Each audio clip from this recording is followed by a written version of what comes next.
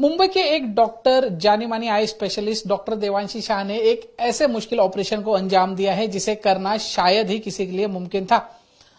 शिव कुमार जी की आंखों में एक कीड़ा चला गया था और वो इतना बड़ा था और काफी दिनों से अंदर था कि किसी को पता ही नहीं चल रहा था। किस तरीके से इस ऑपरेशन को अंजाम दिया गया, किस तरीके से इस पूरे प्रोसेस से शिव कुमार जी गुजरे, हमारे साथ बात करने के लिए हैं शिव कुमार जी और उनके बेटे सुनील जी। सर, सबसे पहले तो आपको कब पता चला और कब से आपको ये तकलीफ हो रही थी? ये सुबह मैं मॉर्निंग वॉक जाके आया। मॉर्निंग वॉक जाके आने के बाद आंख में चुभने लग गया मेरे को। तो चुभने लग रहा तो मेरा नॉर्मल आई ड्रॉप रहता है, तो आई ड्रॉप डाल के मैंने थोड़ा रेस्ट किया। तो बाद में मालूम पड़ा पूरा रेडनेस हो गया पूरा आंख में। जैसे रेडनेस आ गया तो मैं तुरंत लड़के को दिखाया, बोला ऐसा बात है। तो तुरंत हम लोगों ने डिसीजन लिया, चलो डॉक्टर के पास जाएंगे करके। तो मेरा क्या है, ऑलरेडी मेरा भाई इनके पास ऑपरेशन के लिए आया था, लेंस किया हुआ है। तो उसके हिसाब से फिर इधर हम देवांशी शाह के पास हम लोग आए हॉस्पिटल में। आपको जब पता चला कि इनके आंखों में इतना बड़ा वॉर्म है, तब रिएक्शन कैसा था? क्या रिएक्शन, फैमिली का रिएक्शन तो बहुत शॉकिंग था, क्योंकि जब किसी को भी पूछे, किसी को भी इसके बारे में कुछ आइडिया था नहीं। तो हम खाली डिवाइन आई केयर का नाम सुना था, देवांशी शाह का ट्रस्ट पे हुआ। हम डॉक्टर को बताए यहाँ पे आके कि ऐसा ऐसा सीन है, ऐसा हुआ है। तो डॉक्टर को ही थोड़ा शॉक हुआ कि ऐसा रेयर केस है जो बहुत मोस्टली किसी से सुनते नहीं है। तो जब आया तो ऑपरेशन के लिए भी बहुत ज्यादा ऐसा दिक्कत हुई।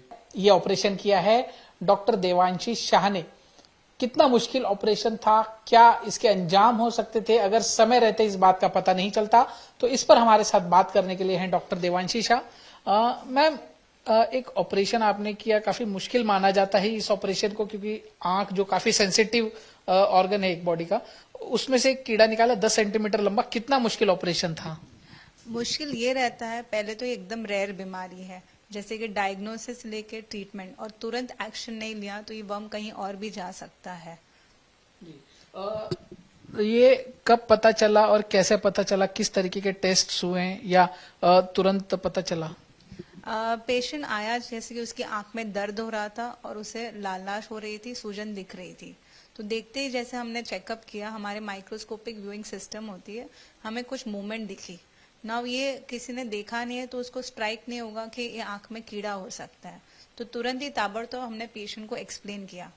पेशेंट को जैसे ही बताया वो घबरा गया। कोई तुरंत ही बोलेगा अभी सर्जरी करना है तो कोई हाँ थोड़ी बोलेगा। उसके बेटे को भी हमने दिखाया, एक्सप्लेन किया और तुरंत ही एकदम ही झड़प से हमने तैयारी की और तुरंत ही उसको ऑपरेशन थिएटर में लिया। ऑपरेशन का कोई वीडियो किस तरीके का था या कुछ आप अगर दिखा सकें? यस, बिल्कुल ही। तो जैसे ही हमने देखा वो आंख के कंजक्टिवा और कंजक्टिवा के नीचे के लेयर में था। सो हमने ये, आप वीडियो देखेंगे, हमने इसको स्टार्ट किया, पेशेंट को प्रेप किया और पेशेंट को प्रेप करने के बाद हमने ये वीडियो ली है। सो आप देखेंगे ये थोड़ा सा सफेद चीज देख रहे हैं, लगने के लिए तो एकदम ही सिलिकॉन बैंड दिखती है, मगर ये धीरे से आप देखिए ये तड़पड़ा रहा है, ये आंख से कीड़ा निकल रहा है और ये पूरा पूरा पूरा निकालना पड़ता है। अगर वो थोड़ा भी पार्ट रह गया तो आंख में रिएक्शन आ सकती है, सूजन आ सकती है, उसके बाद भी इन्फेक्शन हो सकता है। तो देख रहे हैं, ये हमने कीड़ा बाहर ले लिया जी।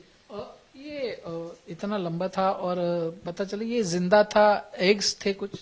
हाँ जी। उसके बाद हमने उसको लैब में बायोप्सी के लिए भेजा और हमें पता चला है कि उसमें एग्स भी थे और अराउंड 9.5 to 10 सेंटीमीटर का बड़ा कीड़ा था। तो ये लोआ नाम की बीमारी बोलते हैं, जैसे कि फिलेरियासिस, आई वर्म, जैसे कि बॉडी में कभी कहीं मस्कीटो बाइट हुआ होगा और उसमें लार्वा एंटर हुआ होगा बॉडी में और वो बॉडी में पूरा अडल्ट वर्म बना होगा और तब जाके कहीं घूम के लिम्फेटिक टिश्यू के माध्यम से वो आई में फंस गया होगा। इसमें विजन भी लॉस हो सकती है और लाइफ थ्रेटनिंग भी हो सकता है। ये लाइफ थ्रेटनिंग कैसे हो सकता था? ये अगर आंख में नहीं जाता तो और कहाँ जाता? उसके क्या अंजाम हो सकते थे? तो जैसे मैंने बोला, पेशेंट ने भी झड़प से हाँ बोल दी सर्जरी के लिए और हमने भी तैयारी तुरंत ही कर ली, तो ये वर्म पूरा ही निकल गया। अगर ये वर्म पूरा नहीं निकलता था, एक तो ये था कि दूसरे वर्म्स हो सकते थे, रिएक्शन आ सकता है, टॉक्सिन आ सकता था। दूसरा कि वर्म आंख से निकल के कहीं ब्रेन में, हार्ट में कहीं और भी गया तो उसकी साइड इफेक्ट आ सकती है। जैसे कि ब्रेन में गया तो एपिलेप्टिक फोकाई हो जाता है, हार्ट में जाए तो मायोपैथी हो जाती है, लंग में फाइब्रोसिस हो जाती है, और बहुत टाइम ऐसा होता है कि डायग्नोसिस ही डिफिकल्ट पार्ट है, वो मिलता ही नहीं है, तो आप निकालोगे कैसे, तो बॉडी में घूमता रहता है। तो ये बहुत ही अच्छी बात है, हम भी बहुत प्राउड है कि पूरा वर्म निकल गया, अब ताबड़तोड़ हमारी सर्जरी सक्सेसफुल रही। मैम क्या ऐसे केसेस अमूमन देखने को मिलते हैं या कितने रेयर केसेस हैं ये? ये लिटरेचर में आप देखेंगे तो आपको मिलेगा, मगर ये बहुत ही रेयर केसेस है, क्योंकि आप नॉर्मली कोई भी डॉक्टर को और आम इंसान को भी पूछोगे तो बोलेगा पेट में कीड़े हुए थे या पैर से सूजन हुआ कीड़ा निकला, मगर ये बॉडी में जाके आंख से कीड़ा निकलना, वो भी इतना बड़ा, ये रातों रात तो बात नहीं है, मिनिमम 3 to 6 मंथ्स या सालों का भी कीड़ा हुआ होगा, तो ये एक आम बात नहीं है कि हमने ये निकाला है।